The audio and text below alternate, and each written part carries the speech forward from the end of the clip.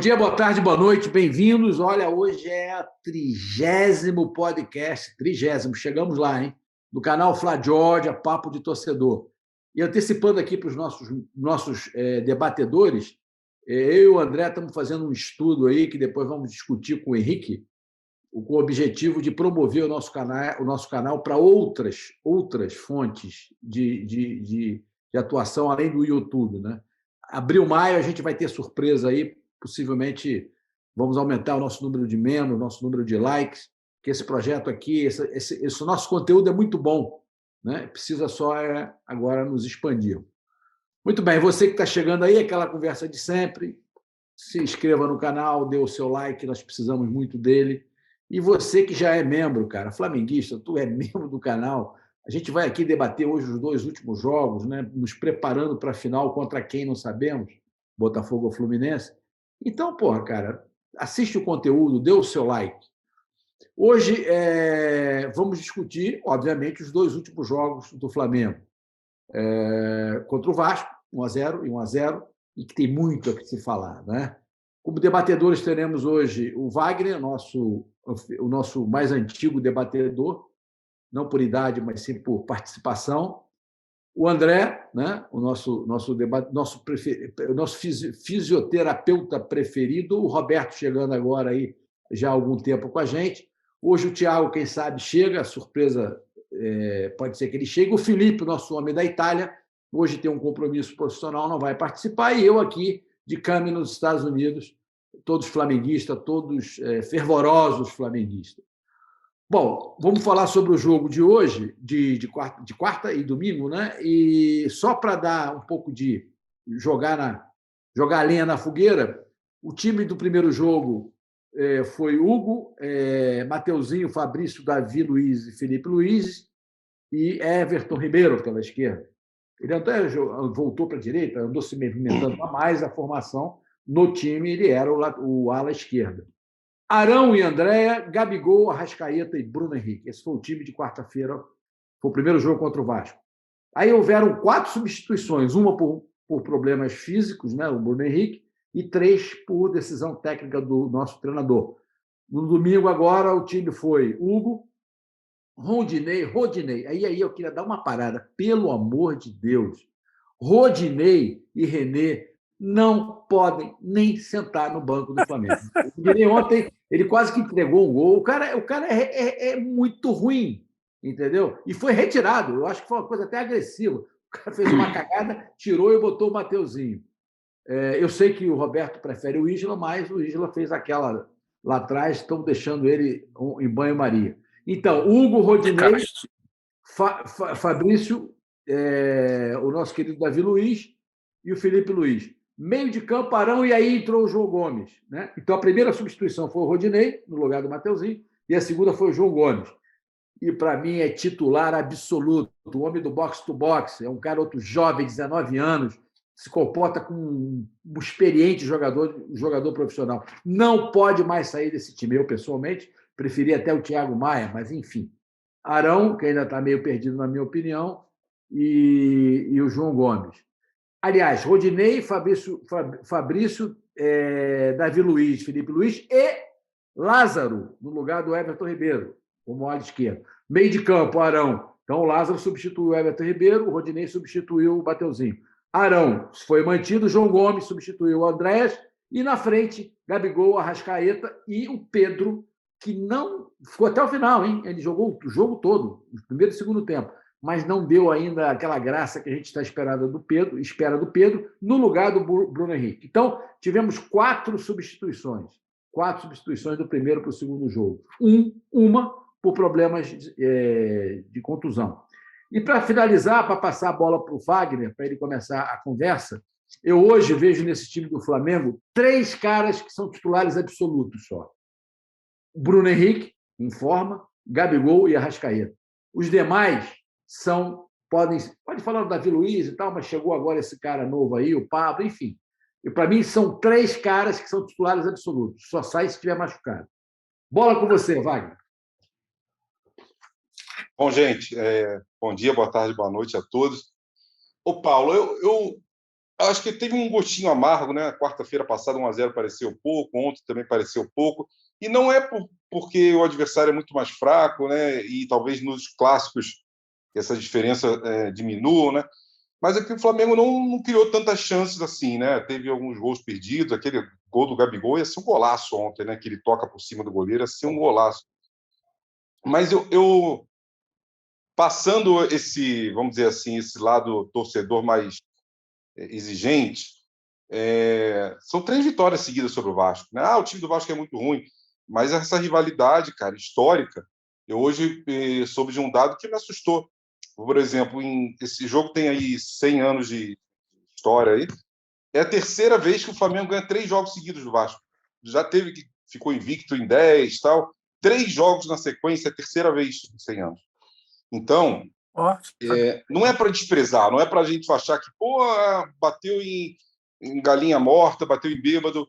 E a gente ganhou. O Fluminense, até semana passada, tinha jornalista renomado aí, falando que era o time parecido com o Manchester City. O novo Babel era o novo Guardiola.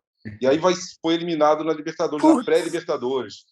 Então, assim, importante é ter passado pelo Vasco. Se a gente tivesse tropeçado no Vasco, a gente estava aqui num clima de enterro total e a gente passou sem sustos. O Vasco em nenhum momento teve domínio dos jogos, apesar da falta de objetividade, um pouco de vontade do Flamengo de parar as forças, né, e jogar com mais vontade. O Vasco entra para ser o jogo do ano, né? Eu acho que é para a gente ficar para comemorar, não olhar o lado meio vazio do copo, né? E hoje eu estava refletindo, Paulo, eu fiz minha caminhada agora no final da tarde, estava ouvindo um podcast e escutei uma coisa interessante, né? Que a gente olha para o Flamengo nas contratações que o Flamengo fez esse ano e tem a sensação de que o time mexeu muito pouco, porque a base toda praticamente foi mantida, a gente não perdeu ninguém no final do ano para cá, né? E a sensação de que o time mexeu muito pouco, né? Chegou o Marinho, que não está jogando, chegou o Fabrício Bruno, que entrou muito bem, e agora chegou esse Pablo, vamos dizer assim, de contratações, né, relevantes, né? Só que se a gente parar para pensar, além de uma mudança de 4-4-2 para o 3-5-2, de uma disciplina tática que era praticamente inexistente no Flamengo anterior, e agora a gente tem um treinador capacitado, né? A gente começa a passar nome a nome aqui, ó. Hugo, goleiro, ano passado era o Diego Alves. Na lateral direita, embora a gente está jogando no outro modelo, mas praticamente o Willian jogou a temporada inteira. Esse ano tem sido mais o Mateuzinho ou o Rodinei. Fabrício Bruno chegou agora, entrou, deu conta, jogando muito bem. Davi Luiz jogou muito poucos jogos ano passado, foi contratado, se não me engano, ali em setembro, outubro. Felipe Luiz, mantido do ano passado, mas joga numa posição totalmente diferente. Você vê que ele não vai mais na esquerda, ele agora faz a saída, faz o terceiro zagueiro, né? No meio-campo, a gente tinha o Arão, que já está há muito tempo, e realmente o Arão talvez seja o jogador que esteja mais perdido nesse novo 3-5-2. Eu fico com a sensação, não sei se vocês pensaram isso, ontem o Vasco levou 3 ou 4 perigos de lances de fora da área. Foram 2 chutes do Nenê, um chute daquele lateral esquerdo chamado Edmar, se não me engano, que o Hugo defendeu. Eu vejo que a zaga está se acertando bem, mas tem um buraco ali entre a zaga e os 2 cabeças de área, os 2 volantes, que o Nenê flutuou bastante ontem ali. No outro jogo já tinha acontecido isso também, no primeiro jogo, no 2-1, né? Então, eu acho que quando a gente pega o meio-campo, o Arão está precisando se acertar. O João Gomes, ano passado, chegou a praticamente ficar ali com o Renato. Quase o Flamengo vendeu ele tinha mais chance com o Rogério Ceni. O Renato não botava o João Gomes para jogar, e acho que está sendo o nosso melhor volante esse ano. A gente tinha o Everton Ribeiro, que esse ano está jogando em outra posição e continua jogando, na minha opinião, mal. Acho que tem um banco merecido. O Arrascaeta, sem dúvida, permanece, né, jogando muito, foi o craque do ano passado, esse ano também. E o Gabigol e Pedro, que seria nosso ataque titular. Então, quando a gente para pensar, Arrascaeta, Gabigol e Pedro, Gabigol e Pedro não, desculpa, Gabigol e Bruno Henrique. Então, Arrascaeta, Gabigol e Bruno Henrique são nossos 3 titulares que a gente, vamos dizer assim, não mexeu na posição no ano passado. Você tem o Arão e o Felipe Luiz que continuam, mas em posições diferentes, tem que reaprender, né, o posicionamento.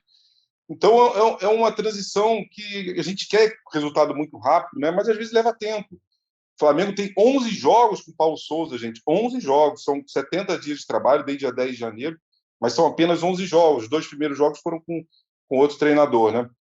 Então, Eu acho que, quando eu vejo aí o Fluminense, né, naquele oba-oba, 12 jogos sem perder, só jogou com o time do estadual e um ou outro aí da Libertadores, o Flamengo está fazendo o que se esperava dele, usando o estadual como laboratório, como treino, e acho que vai chegar forte. A gente tem agora uma sequência, Paulo, você falou que a gente não tem 10 dias sem jogos, né? A gente vai ter aí 2 jogos seguidos da final do estadual, provavelmente vai ser quinta-feira, dia 31, e domingo, dia 3. Na quarta-feira seguinte já tem Libertadores, e no final de semana começa o Brasileiro. Então você vê que num período aí de 10 dias, de uma quinta-feira, um domingo, uma outra quarta e um domingo, em 10 dias o Flamengo vai jogar 2 jogos na final, a estreia na Libertadores e a estreia no Brasileiro. Eu acho que esse time tem que subir agora de produção. E eu vou lembrar também, ano passado aqui, o Atlético Mineiro foi o grande, talvez o maior time da temporada, venceu 2 campeonatos e saiu na Libertadores por um detalhe, né? O Cuca no estadual estava questionado, o Hulk era reserva. O Atlético Mineiro venceu o estadual empatando com o América na final em 2 jogos. Então acho que a gente tem que dar tempo, tem que comemorar, porque passar por um rival sem SUS como a gente passou, né, é motivo de comemoração, e eu tenho certeza que o Paulo Souza vai encaixar. Estou muito otimista. Eu acho que o Flamengo tem um ponto também importante que eu queria finalizar aqui. Tem uma panela de jogadores, né, mais experientes, que vieram em 2019, que às vezes demora um pouco a aceitar essas mudanças, né? E precisa de um treinador experiente, rodado. E esse cara é um cara que vai estar conseguindo fazer isso, né? A gente falou mais cedo aqui, né, Roberto, como o Barbieri evoluiu e tal. Um cara desse não tem punch para encarar um Diego Ribas, um Diego Alves, um Davi Luiz. São lideranças fortes. O Everton Ribeiro, que é um cara que, para mim, se mantém titular há muito tempo com o nome, né? Então, eu tô olhando no copo meio cheio hoje. Acho que o trabalho está rendendo. A gente vê algumas jogadas ensaiadas, a gente vê o time tendo uma consistência defensiva que a gente não teve com o Rogério Ceni, não teve com o Renato. Você vê que foram 2 jogos agora que a gente não toma gol. E não passa muito aperto, não. Foram 2, 3 chutes fora da área ontem. A gente não tinha aquela defesa vazada que era a defesa do Rogério, ou mesmo na época do Renato, né? Então, eu estou esperançoso. Vamos para frente, o ano começa agora e a gente vai ganhar tudo. Uma pergunta só, aproveitando o conhecimento de vocês. Você falou que o Paulo Souza tem 11 jogos, né? Que ele foi o técnico do Flamengo em campo. Uma pergunta: se não tiver essa informação agora, a gente pesquisa. Quantos jogos o JJ levou para começar a dar certo? Ou seja, para a gente sentir que o time estava entrosado, as jogadas estavam, enfim, acontecendo como a gente gostaria que acontecesse. Quantos jogos o JJ levou quando ele pegou o time do Flamengo? Que ele teve aquela mini temporada, lembra? Que ele ficou aí alguns dias e tal. Quantos jogos? Só para a gente dar uma comparação. Eu acho que foi uns 5 ou 6, Paulo, porque teve 2 jogos pela Libertadores com o Emelec, a gente perdeu 2-0, lá depois ganhou no Maracanã 2-0, que o time não estava jogando ainda, a gente tomou um 3-0 do Bahia, e aí teve algum outro jogo ali, um empate, se não me engano, com o Grêmio e tal, mas... Aí logo veio o jogo do Goiás.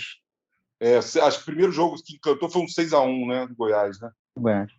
Mas o primeiro jogo...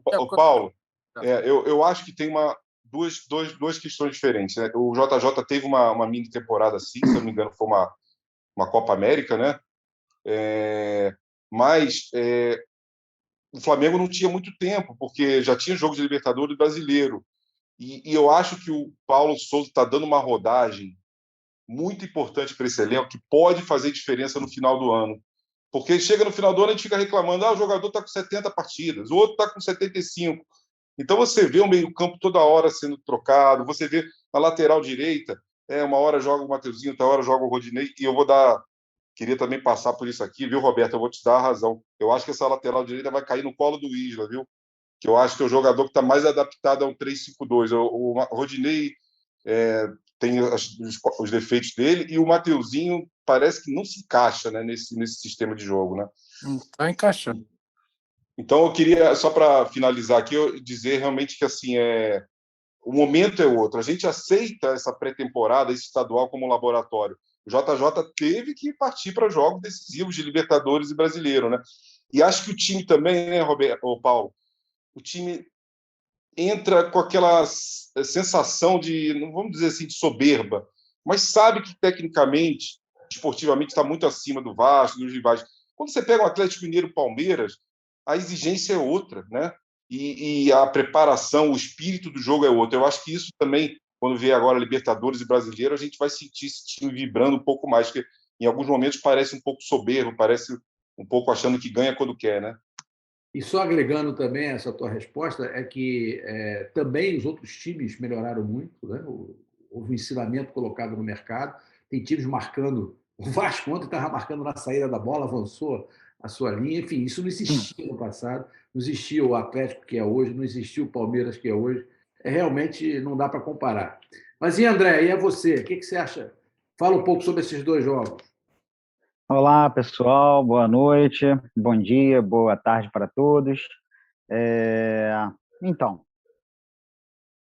bom, foi o que o Wagner falou, concordo com muita coisa, né? O Flamengo não teve muito perigo, né, nos dois jogos, o Flamengo.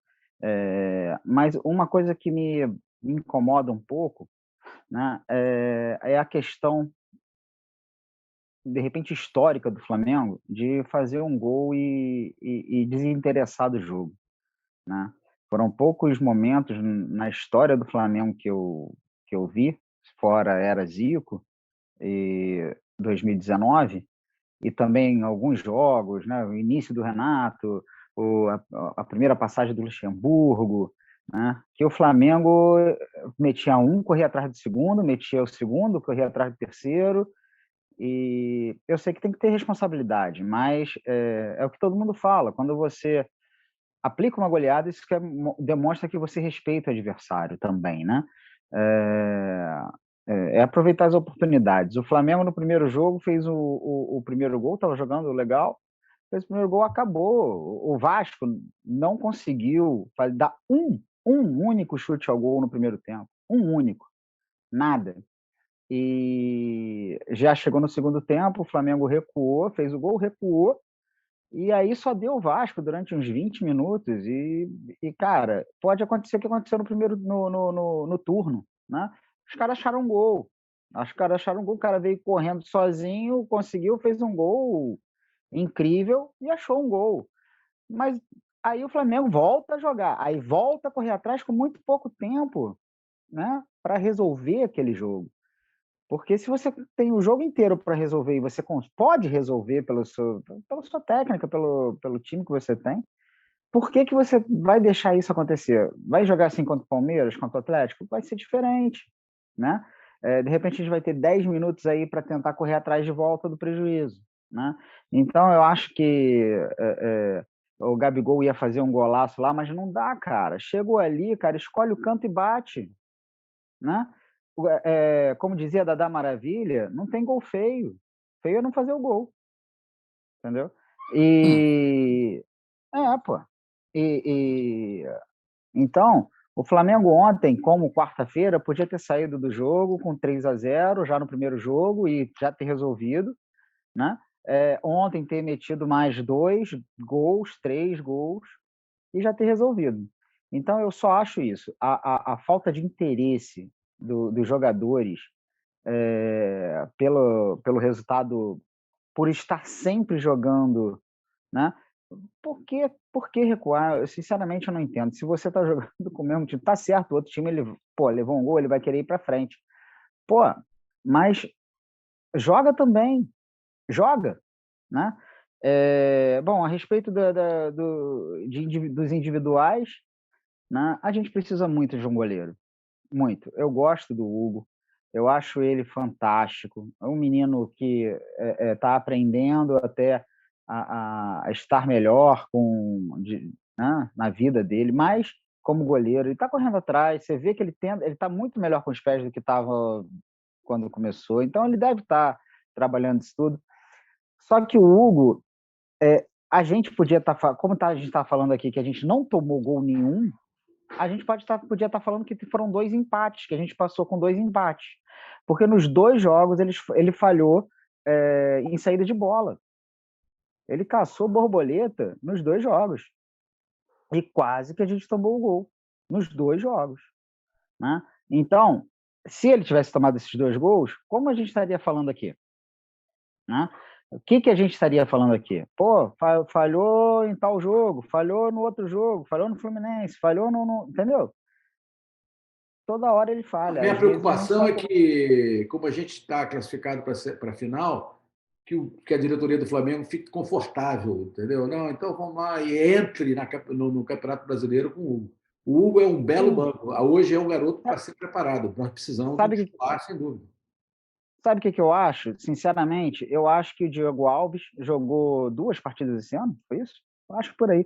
Mas ele tá sem ritmo de jogo, de repente, por isso que ele foi tão mal naquele jogo que ele jogou. Se der ritmo de jogo ao Diego Alves, ele é muito mais goleiro que o Hugo. Ele é muito mais goleiro que o Hugo.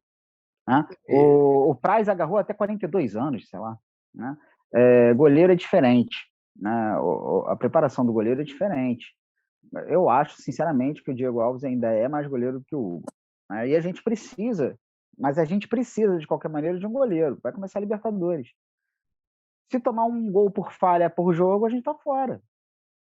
A gente está fora. Bom, mas é o que eu falo. Eu acho que o Hugo pode até vir a ser um grande goleiro, né? Se ele acabar com essas falhas dele, é um goleiro até para a seleção. Né?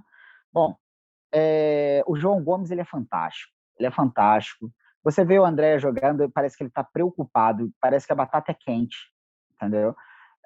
Ele está muito pressionado, então eu acho que tinha que dar um tempo para ele descansar, para a torcida parar de pegar no pé, para ele ficar mais tranquilo, e o João Gomes está jogando demais. A única coisa do João Gomes é que ele é muito novo, um pouco impulsivo, faz falta às vezes na intermediária do outro time, e faltas duras às vezes.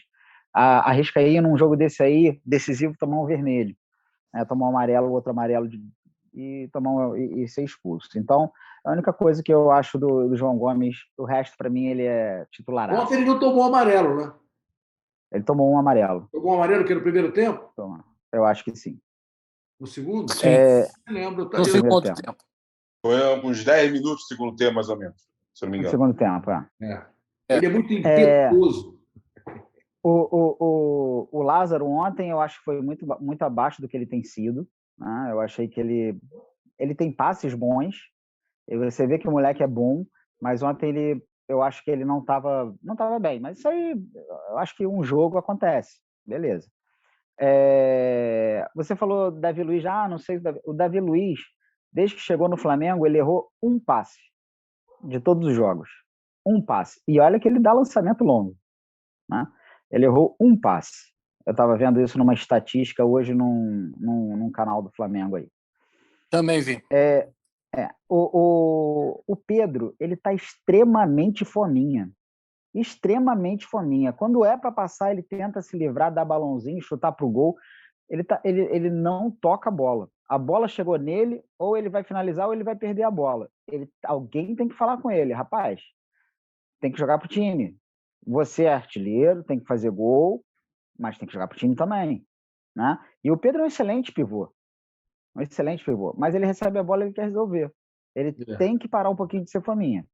Né? Eu quero ver quando ele fizer gol, se ele vai... O último gol que ele fez, ele não comemorou, lembra? Ele não fez aquele... Não quero ver se ele vai fazer ou se ele ainda vai deixar claro que ele gostaria de ir para outro time. O Arão, ele realmente está meio perdido. Mas o que acontece? O Arão ele jogava numa posição que joga o terceiro zagueiro. Né? Então, ele foi adiantado um pouquinho e ele está um pouco perdido ali. Porque o lugar dele era no lugar ali do terceiro zagueiro como primeiro volante, quando você joga com 4-4-2, né? Ou 4-3-3. Você joga um pouco mais recuado e você acaba fazendo ali junto muito com o zagueiro. E já tem um cara ali. Então, eu acho que ele precisa reaprender isso aí. E a respeito do Pablo e do Rodrigo Caio, né? O Pablo sofreu uma entorse no joelho por pressão, teve um jogador que caiu em cima do joelho dele, e com isso... Mais conhecido como René. Mais conhecido como René. O joelho dele está aqui assim, ele fez assim. E nessa parte aqui é o ligamento colateral. Então, ele deu uma esgarçadinha. Graças a Deus não rompeu, não deu muito problema, então não é cirúrgico. Se fosse cirúrgico, era 4 a 6 meses. Como não é isso, de 4 semanas a 6 semanas ele está de volta. Mas só para o Brasileirão, né? Provavelmente. E o Rodrigo Caio, ele mesmo já disse que só volta depois que Jesus Cristo voltar. Aí ele volta. Ele está esperando a volta de Jesus Cristo para poder voltar, porque ele está esperando o Nazareno, não é o técnico, não. Porque é impossível, cara. Impossível. Não volta. Não estou entendendo. Sendo dito aí para os youtubers que estão transando no Flamengo, é maio, início de maio. Ou agosto de Deus. É isso aí. Roberto, é contigo. Você faz a sua análise agora. Pode começar. Então, o André e a Wagner, Paulo, aqui, sabe, eu estou assim, muito tranquilo com esse time do Flamengo.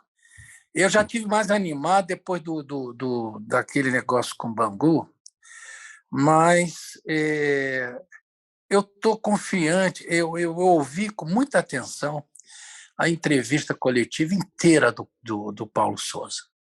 Fiquei muito impressionado com ele, porque ele foi lá nos pontos que nós tínhamos observado.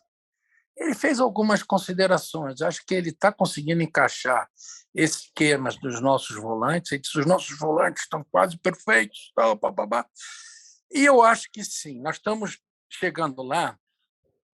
Ele é muito calmo, muito tranquilo. E, de vez em quando eu seria mais bravo com alguns jogadores, mas enfim. O jogo com o Vasco, resumindo o que o Wagner e o que o André falaram, sabe, não teve risco nesse jogo, sinceramente. E nesse segundo jogo, a gente perdeu uns gols ali que não dá para perder, né? Chute errado de Marinho, chute errado do próprio do João Gomes, pô. Ele estava com o gol na cara, ele errou a chapa, né? Mandou ela lá para cima. O Gabigol, aquele toquezinho por cima, é muito tranquilo, ele mesmo já fez assim, pô. Não dá para errar um gol daquele, ele estava sozinho, pô. Feio é errar, feio é perder o gol.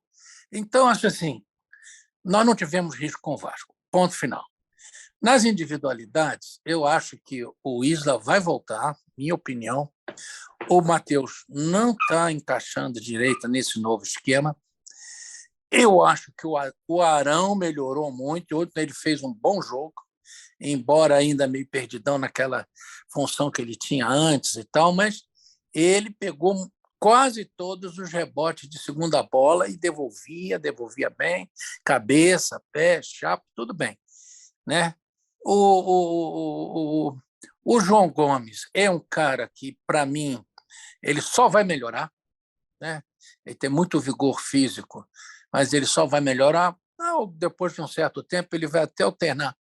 Uma coisa que eu observei, e lhes digo, é o seguinte: não vamos esperar do Paulo Souza um time daquele que o garotinho pequenininho, meu neto, que vai recitar de A até Z. Ele vai mexer muito. Eu cheguei à conclusão que ele é meio como o Abel, ele é Ferreira, né?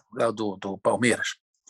Ele estuda o próximo jogo e escala o time que ele acha que vai atender a estratégia. Óbvio, o André falou, o Wagner falou, o Paulo falou. O time do Flamengo começa com 3 caras. Esses 3 estão escalados. O resto a gente pode até brincar um pouquinho. Mas Arrascaeta, Bruno Henrique, Gabigol, esses caras não saem do time, né? Voltando aqui àquele esquema da individualidade, eu acho que o Pedro tem um problema sério. Ele quer ir embora, mas ele tem que melhorar.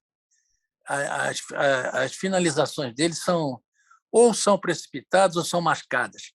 Ele acertou um belíssimo do chute, que é para fazer um golaço, o goleiro fez uma defesa muito boa. Isso I'll give him that. Mas, então, o Pedro, eu acho que o melhor para o Flamengo, talvez para a carreira desse rapaz, era deixar ele embora. Sabe? Ele está ali, ele nunca vai jogar ali. O homem é o Gabigol, pô. E eles dois juntos, não rola. Essa é a minha modesta opinião. É assim, complicado isso, muito complicado. E sem o Bruno Henrique, que é o cara que realmente faz a bola chegar ali. Ontem o outro menino, como é o nome dele? O nosso novo ala esquerda aí, o Lázaro. Eu achei que ele jogou bem ontem. Você acha? Eu não. Pelo menos no segundo tempo, eu achei que ele jogou. olha o que o Vitinho fez depois que entrou. Bom. Aí... Bota o Vitinho naquela posição. O Vitinho estava endiabrado. Ontem, mas ele entra bem ali. E entrou bem, jogou um partidão, cara. E deixou, poxa, assim, quer botar, põe o Vitinho para jogar, esse cara é caro para caramba. E joga para caramba. Enfim, minha opinião é essa. O Flamengo tem pelo menos dois dos melhores times do Brasil. Você pode escalar de A até Z, e botar na comparação, o Flamengo é melhor. Tá certo? Então, vamos lá. Eu acho que vamos entrar bem no Brasileirão. O Paulo está conseguindo consolidar esse time, estou satisfeito. Temos um problema com o Hugo. Ele não consegue esquecer o trauma daquele gol contra o São Paulo. Ele, toda vez que tem que sair do gol, ele arregala uns olhos que não tem mais tamanho. E eu não sei, talvez precise de um goleiro e ele fica ali no banco, mas não vamos matar ele, porque esse garoto tem futuro. Olha as bolas que ele pega, com essa envergadura que esse menino tem. Pô, ele pegou aquela bola, acho que foi do quem foi que chutou? Foi o lateral do Vasco? O tal do Edmar, lateral esquerdo do Vasco. Nossa, que porrada que o cara deu. E ele foi lá em cima, na última gaveta, para dar aquele toque. Então, o moleque é bom. Então, mas, enfim, estamos realmente com uma posição ali meio fragilizada. O Diego Alves vem errando há muito tempo. Desde aquele jogo contra o Atlético Mineiro ou Paranaense, lá no Paraná, em Curitiba, ele fez um monte de bobagem e acabou tomando aquele gol que foi um erro dele. O segundo gol dos caras. Aí o gol do empate dos caras. Enfim, estamos indo bem. Eu estou mais confiante no Paulo Souza e eu acho que a gente vai começar bem. O Campeonato Carioca, o Tetra está, na minha visão, em Lobo Sijo, tá certo? Acho que o Fluminense não vai aguentar a gente, né? Aquela performance do Fluminense aí, na minha visão, foi a estrela do Abel que funcionou. Ele teve a sorte do Fred se machucar e deixar o Cano entrar, o cara foi bem. E o cara não pôde voltar, o time foi bem. Aquele jogo contra o Olímpia do Fluminense mostrou que o Fluminense é uma porcaria de um time, cara. Esse time não tem como ganhar do Flamengo, gente. Então, assim, na minha visão, nós vamos botar o Tetra no bolso, tá certo? E vamos começar bem o Brasileirão, tá certo? Estamos bem, vamos lá, gente, vamos. Eu sou menos bravo com as performances. Olha, o Paulo é mau, o cara é duro na queda. Olha só, o Arrascaeta foi um monstro ontem. Para mim, foi o melhor jogador em campo. Ele é um fracasso, mas ele não jogou bem esse último jogo, na minha opinião. Não foi aquele passe assim, do Gabigol. Pelé o tempo todo. Pelé o tempo todo. Porque esse cara é isso, esse cara é o time. Ele leva, ele... Olha quem cruzou aquela bola que o Arão fez o gol. Quem foi que botou aquela bola na casquinha do Pedro? Foi ele. Tá certo? Foi. Quem é que entrega? Foi ele ou não foi? Foi. Ele vai lá na linha de fundo, ele pega na meia, ele pega no cara. É claro, ele fez uma ou outra lá que eu não gostei também. Não é muito dele. Vai passar, tentou enfeitar um pouco o Maracá e perdeu a bola. Mas, gente, o cara é um monstro. O cara estamos no mesmo diapasão. O cara é muito bom. Eu só achei que ele não jogou. Não estou te criticando, não, Paulo. Eu sei que você pensa assim. Aqui é debate livre. Você está sendo como eu sou com o meu pessoal aqui. Joga marcação brutal, marcação em cima. É mesmo, é o CEO da GE no tempo passado. O cara joga espremendo o sujeito até o fim. Tá certo? O Flamengo está bem, gente. O Flamengo vai amadurecer e vai amadurecer na hora certa. O ano passado, o Flamengo começou com aquela onda do Renato e foi assim um avassalador. Nós achamos que o Flamengo ia voltar a atropelar. E olha o que aconteceu. Quando o Atlético Mineiro nos entrega o campeonato, porque perde para o Atlético Goianiense lá em Goiás, nós entregamos na mesma noite. Na mesma noite, a gente entregou para o Cuiabá e empatamos. E daí para frente eles não saíram mais. Muito bem. Sem delongas, eu estou honrado de estar fazendo parte desse grupo. Quero agradecer a vocês. Tenho feito esforço para estar aqui segunda-feira à tarde e dizer que nós vamos longe, porque aqui só tem craque de coisa. Eu gosto muito dos comentários Só tem André. Arrascaeta. Ele traz te não maltratando o Arrascaeta. Mas deixa eu falar uma coisa. Eu coisa. gosto do André porque ele dá umas explicações perfeitas. No aspecto, né, da medicina. Não sei de onde é que ele tem essa informação tão precisa do Pablo, mas acho que é isso mesmo que ele falou. Né? Fisioterapeuta. Eu sou fisioterapeuta desportivo, atuei num clube grande também do Brasil. E... Então, fala o nome, sabe não. Que eu... Não vou falar o nome, não. Não foi Flamengo. Olha aqui. Agora, não foi o Flamengo. Aqui, sobre o Hugo, eu vi um vídeo há algum tempo atrás. Ele faz essas entregas desde a base, mas é muita. Ele faz essas falhas, mas é desde a base. Então, ele tem que melhorar muito. Não foi esporádico, não foi só agora. Desde a base, ele irresponsabilidade de driblar alguém, perder a bola, e falha, e isso e aquilo. Então, ele tem que estar ou mais atento, alguma coisa tem que acontecer, porque ele é um grande goleiro e assim, muito ágil. Pelo tamanho dele, é difícil a gente ver um goleiro desse tamanho tão ágil quanto ele. E quanto o jogo do Atlético Paranaense com o Diego Alves, aquele jogo ali foi atípico, né? O Flamengo, eu nunca vi um cara dar 3 socos e um pontapé, ser expulso e voltarem atrás dizendo que ele não acertou. Acertou todos os socos e pontapés, e o cara que foi expulso e voltou fez o gol lá do empate, porra. Não, esse cara foi o melhor jogador deles. Então, quer dizer, aquele jogo ali foi muito... Né? Não era para a gente ter perdido aquela classificação, não era.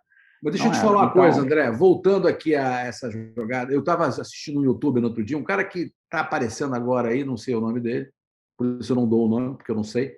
Ele faz análise tática dos jogadores, etc, etc. Ele trabalha fazendo esse tipo de análise.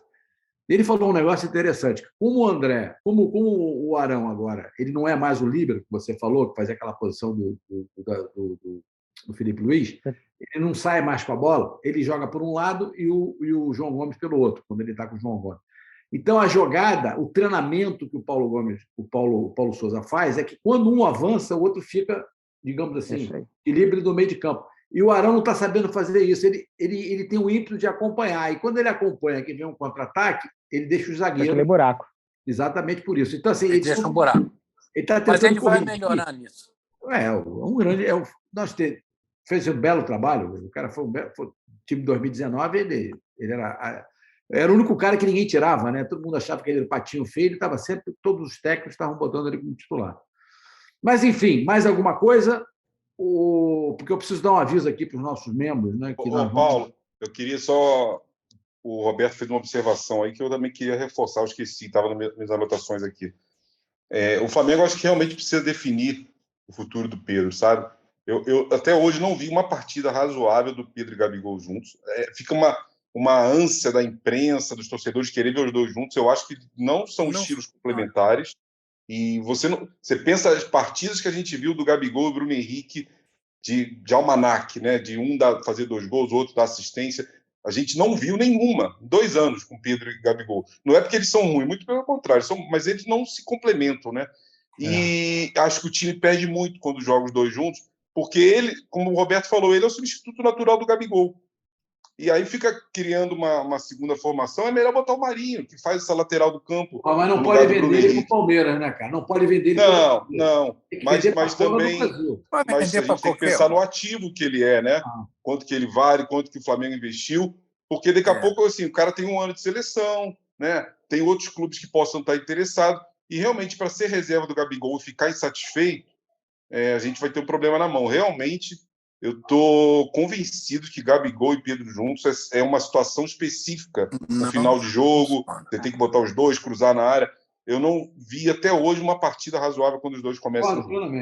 Mas eu sou a Eu favor acho de não eu vender acho, ele para o Brasil. Não vender ele para o também. Brasil. Vai tomar um gol do Eu, Palmeiras e do Pedro, porra, numa decisão. eu acho que o Flamengo contratou o Pedro pensando na Copa do Mundo. A questão que o Gabigol certamente vai, entendeu? E se ele fizer um bom papel lá, ele vai ter um mercado muito grande na Europa.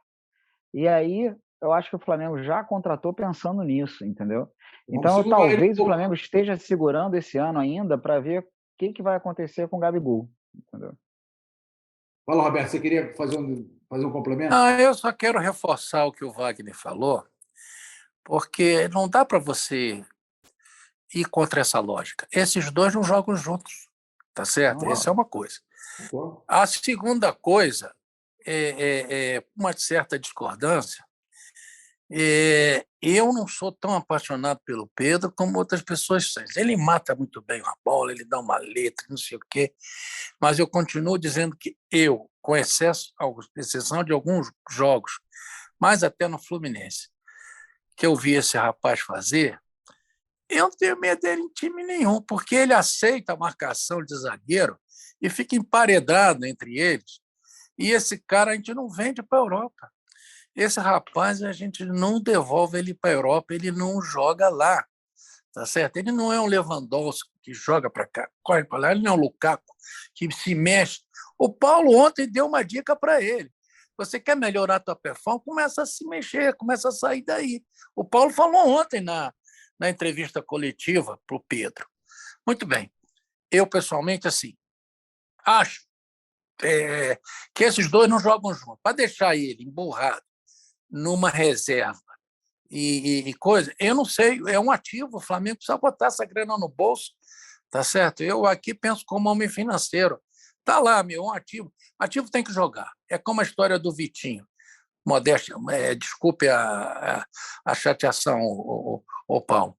O Vitinho era o cara natural para quando o Bruno Henrique não pode jogar, põe o Vitinho ali. Ele vai demolir aquela esquerda, como ele fez ontem. Ele matou aqueles caras, deixou a defesa do Vasco doida. É o que eu tenho a dizer com toda. Olha aqui, ó, a reverência aqui, ó, para vocês. Só não deixa ele bater pênalti.